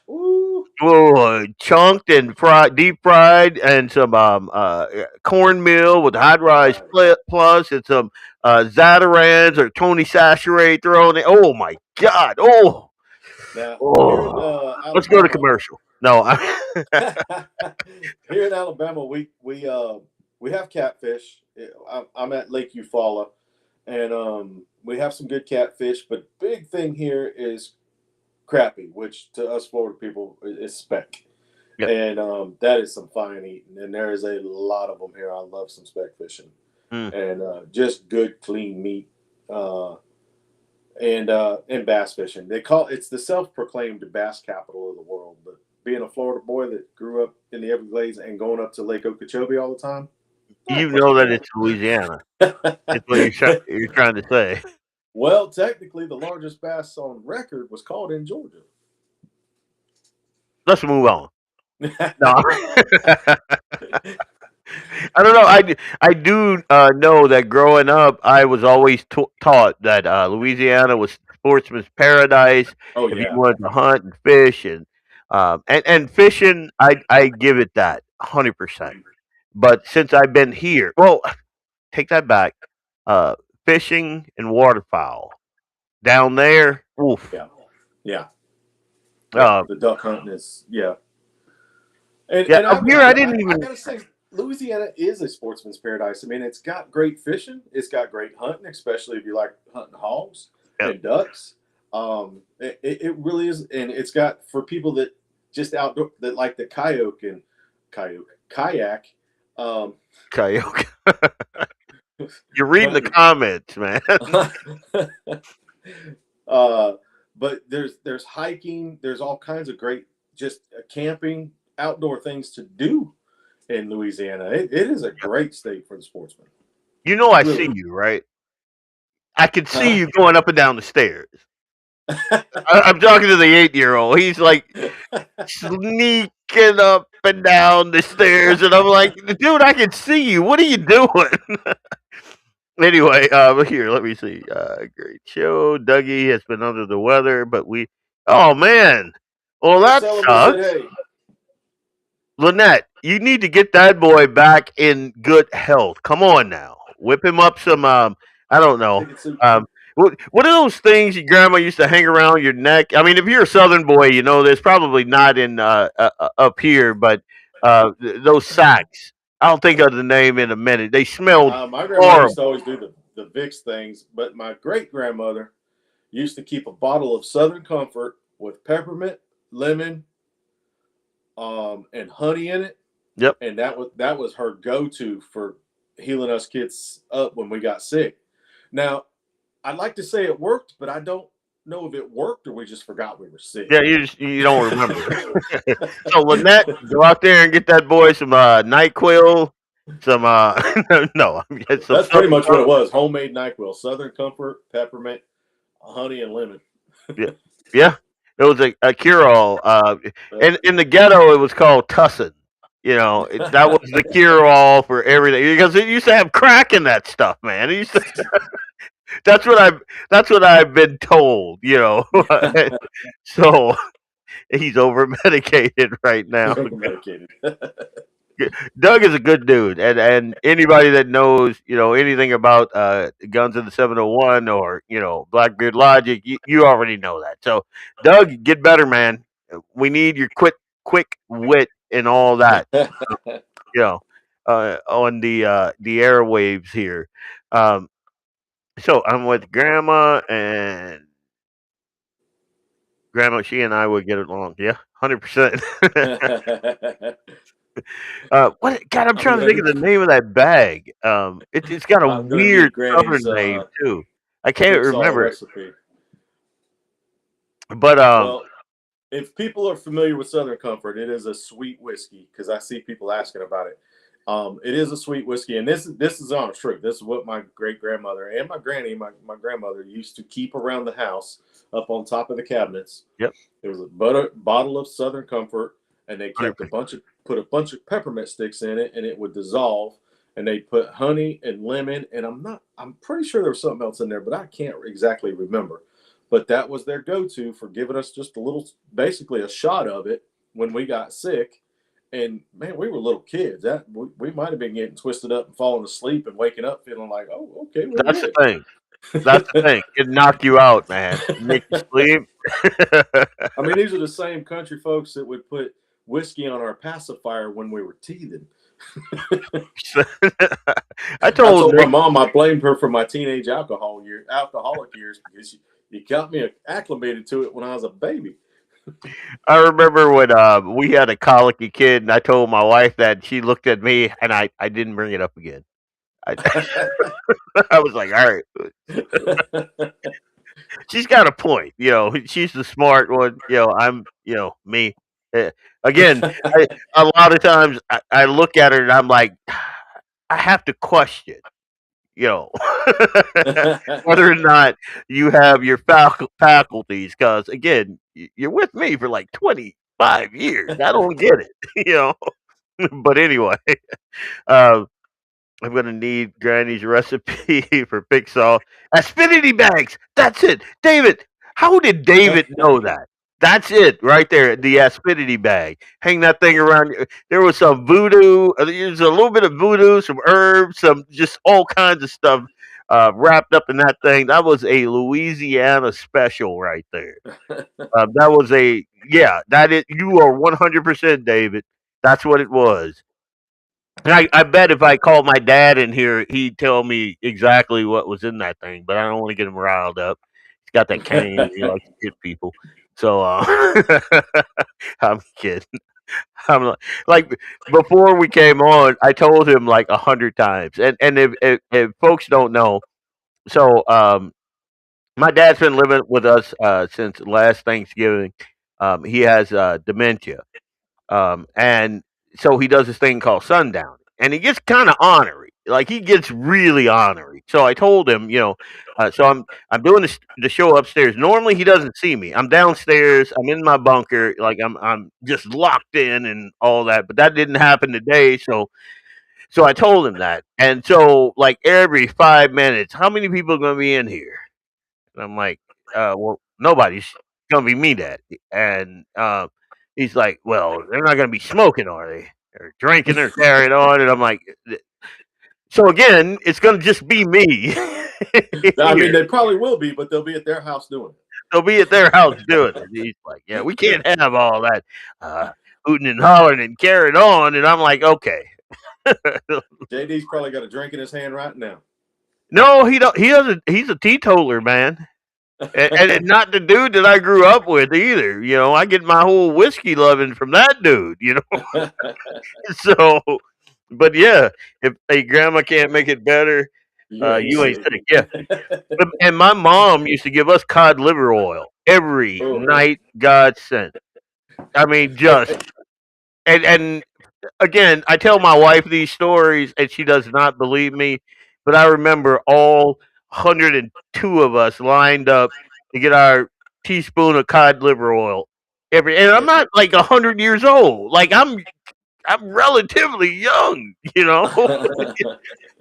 And so this is within my lifetime. This is like Southern moms, you know. This Yeah. And you know, they talk about how eating the stuff we eat is going to kill us.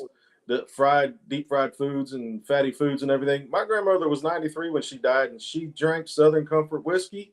Look at that. And she had railroad snuff by her side and a spit can 100%. at all times till she was 93 years old. 100%. I'm telling you right now, like I can count on one hand the amount of females that I grew up with that did not have snuff. Like it was just a thing. I got up north and I'm like, wait, there's no like bump in your lip. Like right now, I got something in right now. What are you doing, kid? See, this is the thing. It's easy to be an introvert when you don't have family around. It's much harder. Much harder. I got to stop being so fun loving, I guess. Anyway. So, such an antisocial society, talking on the computer, drinking at home. I get it, David. I'd much rather be sitting around a campfire, but again, it is here. Let me check. All right, it is negative 77 degrees where I am right now. Yeah, I'll just be inside. Even though I do have some pretty good cold weather gear. And me and Eli, Jamie had a show on here a couple of times, Drinks in the 701, where everybody got on the computer and drank together. I'm good with that. I am good with that. I will sober up for a solid week just to get in shape for that bad boy. So, Jamie, let's get it going. Anyway, I probably should hit this thing one more time. This is and again, I'm going to plug my show, Blackbeard Logic. I get into a thing or two about a thing or two. So, you know, if it's on my mind and you've seen it like kind of trend on my social media, it's probably what I'm going to be digging into. And this week, it's been the whole Minnesota thing. So you're going to want to tune in for that on Friday, 7 o'clock. I'm going to just kind of unpack the whole thing. I'm going to release a reel in the morning. I'm going to give you a 60-second rundown of what the show is going to be. And the majority of it's going to be what's going on in Minnesota.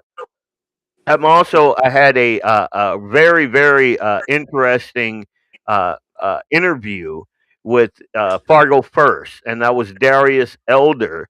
And he's talking about, what's going on in Fargo. And I'm not sure that a lot of folks on the western part of the state are familiar with the just crazy goings on the east. Like the closer you get to Minnesota, the crazier people are. It seems to me.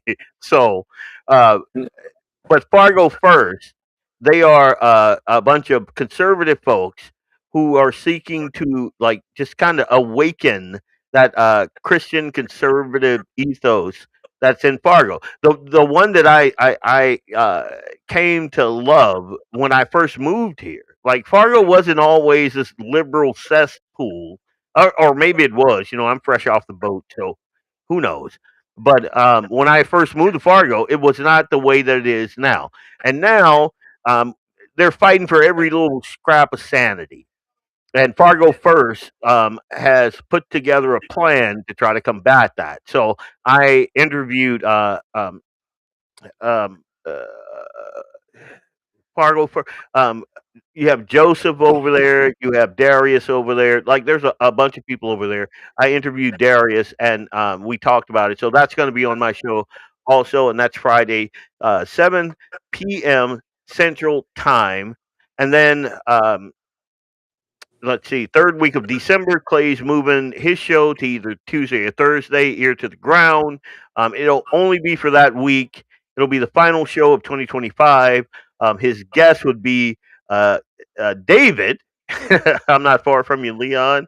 If it wasn't so darn cold here, I tell you to come pick me up for some pizza at the pub. Hey, where are you, man? I might do that. I haven't had any whiskey tonight yet. It's all been beer, so that could be a thing. Anyway, but David will be his guest, and David is from 1760 Sports. So they're going to talk about private versus public land access, deer hunting strategies, which I desperately need right now. I don't want to. I don't want to surrender my truck and my firearms and all of that stuff. So if somebody could give me some pointers, I'd be all right. And then some pretty big announcements for the new year 2026. So you don't want to miss that. Christmas Eve, Clay is going to be live streaming the Christmas music. So that's going to be great. I guess last year it was pretty big. So that by popular demand, that's all good. This Friday, obviously, my show, Blackbeard Logic. Sunday, you got Vance Bishop with his Sportsman devotional Sunday Sportsman, and I seriously I listen to it every Sunday, and I try to leave a comment just so you know, hey, dude, I got the message, I got it. I appreciate that. But down here in the South, we call it the Sunday Sportsman, not Sunday. It's the Sunday Sportsman. Sunday, yeah. I'm losing my Southern. What the? I'm out. I'm done. No. Not to give away my secret now, but bigger gun is always the answer. All right. All right. It's like when you're working on something, get a bigger hammer. Yeah, 100%. And then Jamie, he'll be here on the 10th with episode 38 of 701 Nation. Let me get this. I'm gonna snap into this Slim Jim here.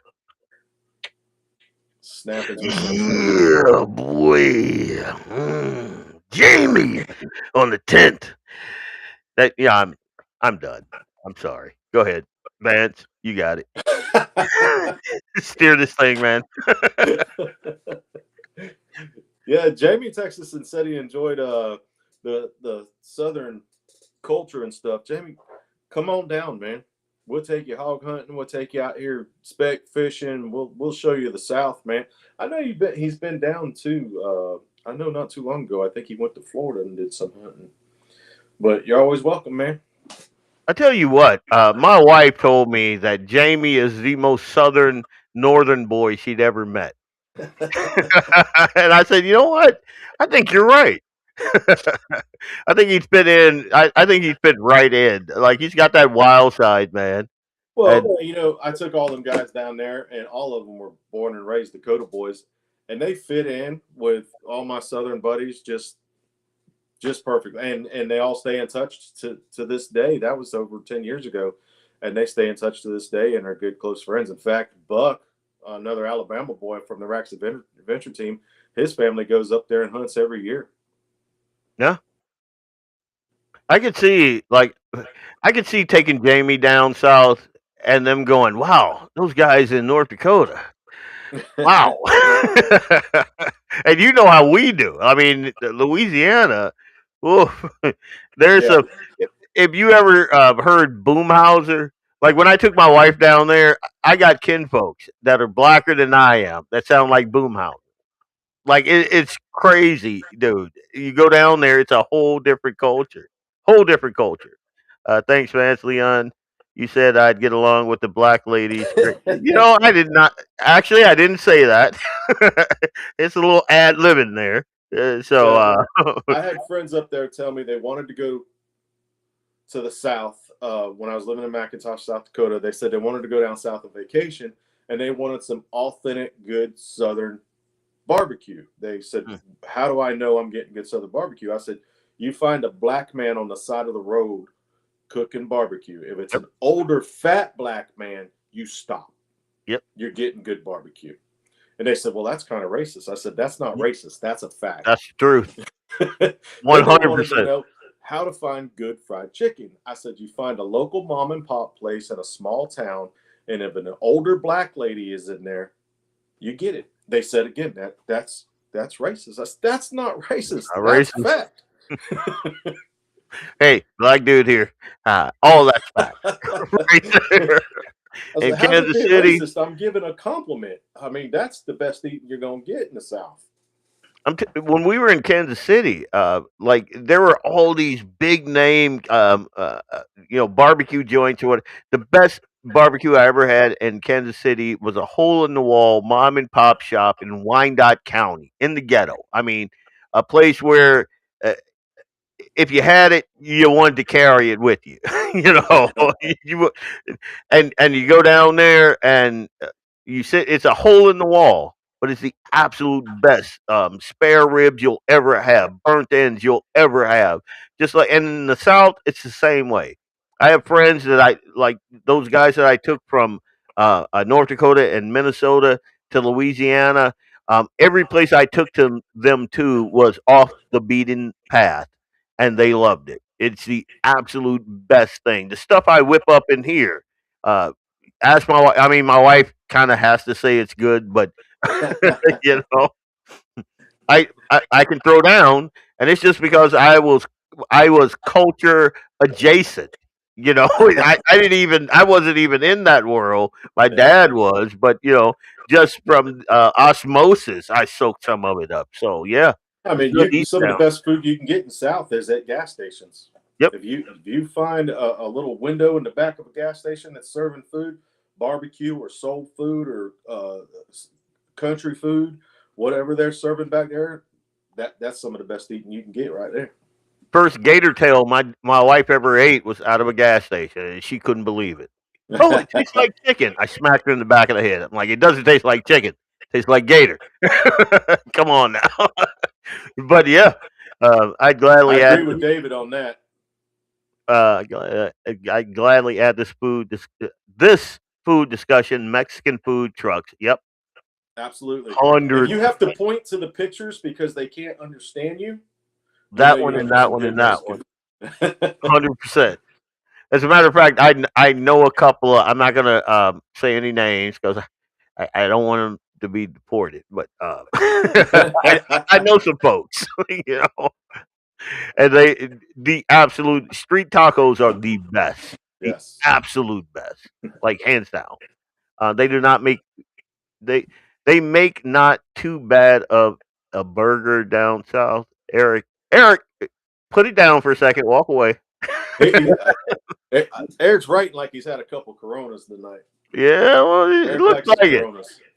But yeah, you're right about that. Like my dad, I'm not going to give it all away, but there's Tony Sachere in his burgers. There's a nice roux that he makes first, and then it goes somewhere in that process of making that burger. Oh my God, dude. There was a reason for a period of my life I had no neck. Like, no neck, dude. Like, it was weird to look at me. I looked like Jabba the Hutt, but black. So, anyway, good food, man. Something I do a little different when I make, when you put the chili powder in there and everything, and your seasonings, your beans, your meat and everything, and your tomatoes, whatever you put in there, you put water in there to build the juice up. I don't use water. I use beer. Yeah. That is some good stuff right there. Some of the best sauce picante I ever had was made with beer. Mm-hmm. So, and as a matter of fact, once I get this bad boy where I want him and, that whole thing, I might just do a show where I just make a badass sauce, a venison sauce picante, and show you what I put in there. Like all the stuff that you'd leave for the coyotes. Yep. Nope. All that's going in, buddy. And you will love it. You'll love it. 100%. I heard street tacos give you new.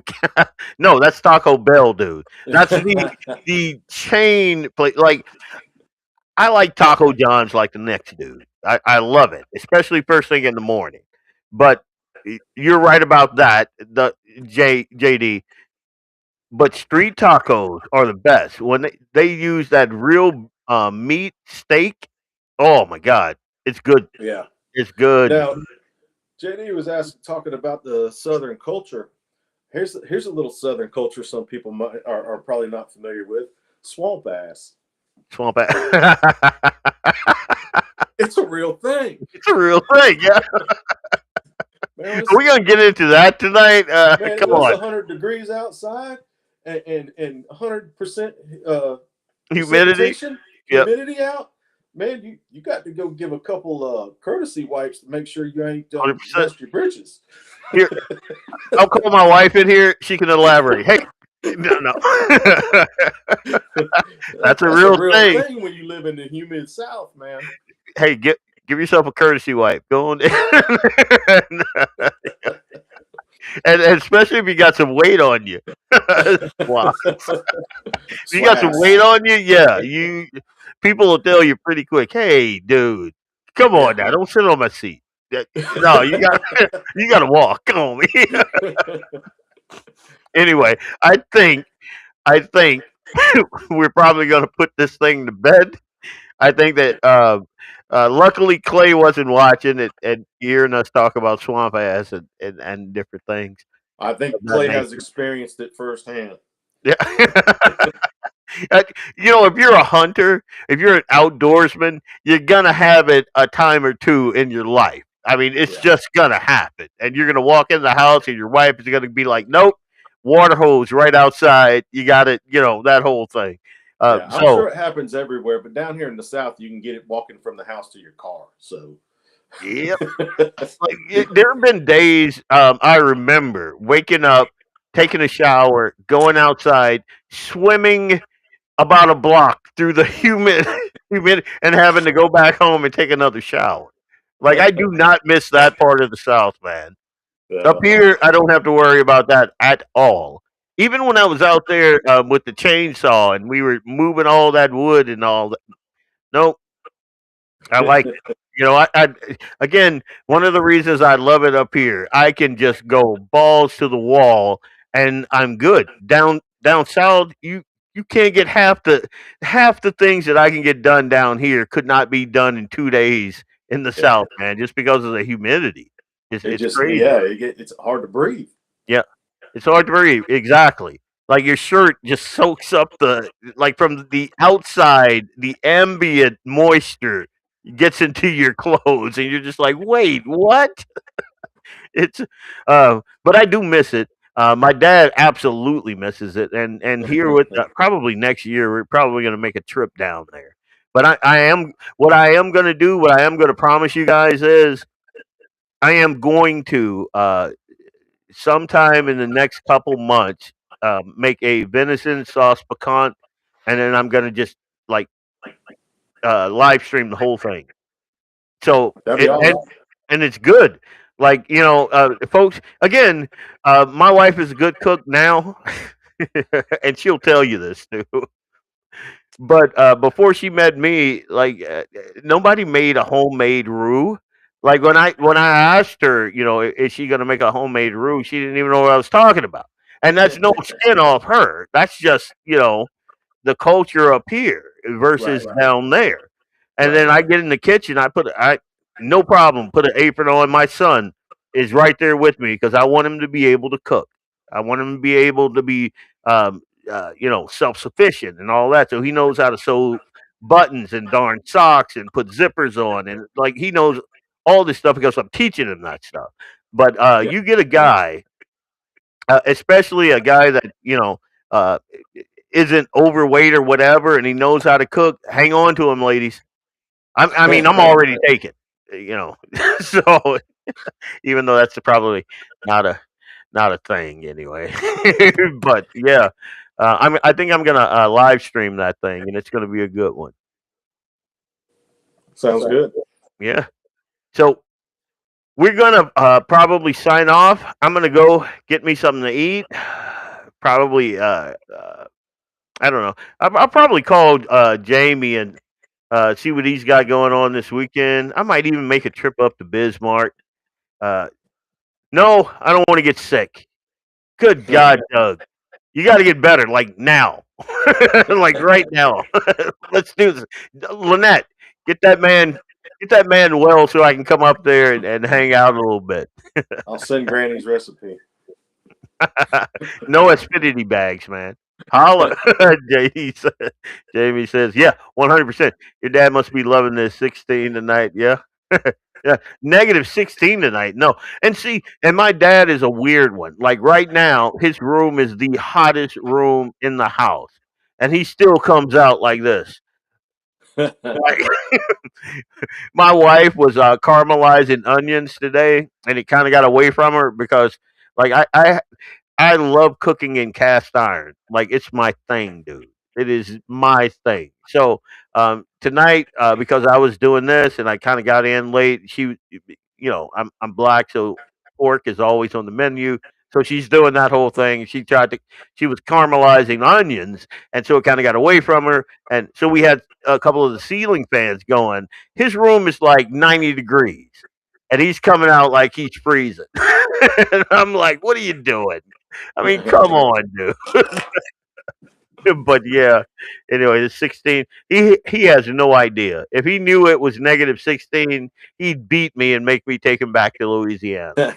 There's like no way, like right now. And I'm shocked again that he hasn't been out here. He must be sleeping. I'm, that's the only thing I can think of. And I haven't heard him sing. What's the favorite song of my dad, because he's a chef, is uh what is it? Uh Down the Bayou. I can't remember. It's a Hank Williams song. I got Joe, we roll PO down the The bayou. bayou. For the We night we gotta gonna go see Mama set a meal. God, I can't. on the bayou. Jambalaya, crawfish fry, filet gumbo. For tonight, we're gonna go and see Mama set a meal. Yeah, Yeah, that's yeah. it. That's it right there. Oh, Hank. And if you guys know me, my dog, Eli's dog, his name is Bo for Bo Cephas. So that's how we roll. Anyway, there we go. What are you doing with my cup? Go put my cup back. No, bring me that. Say hi. You got to come over here, buddy. All the way over. There Hello. you go. Good night, guys. This has been Guns in the 701. A little unorthodox, a little southern thrown in there. I mean, I like it. I enjoy it. And we're gonna try. I kind of floated this by Clay. You can go now. You're ruining my shot, kid. Get out of here. I floated this by Clay. Kind of doing like a round table of all of us guys on a monthly basis, or maybe a bi-monthly. I don't know. I just kind of taking the leading topics during that time period and kind of breaking them down, marinating them a little bit like a good gumbo or a roux or something like that. See what I did there? And and just kind of talking about it, hashing it out with obvious listener and viewer input thrown in there. I think it'll be pretty fun. Thinking of it, that's Bo rattling his chains. He wants to get out of here. But yeah, I think that'll be fun. So Yeah. keep your ears to the ground. We got some big things coming up in 2026. Should be fun. Should be a fun time. We're gonna push out content. We hope you guys are gonna like it. I am Blackbeard, Blackbeard Logic, Leon Francis. If you know me, I don't know if that's a good thing. You probably have you're probably on a watch list or something. I don't know. Anyway, Vance, you want to add anything? Nope, just Sunday Sportsman, 8 o'clock at 8 a.m. Central Time.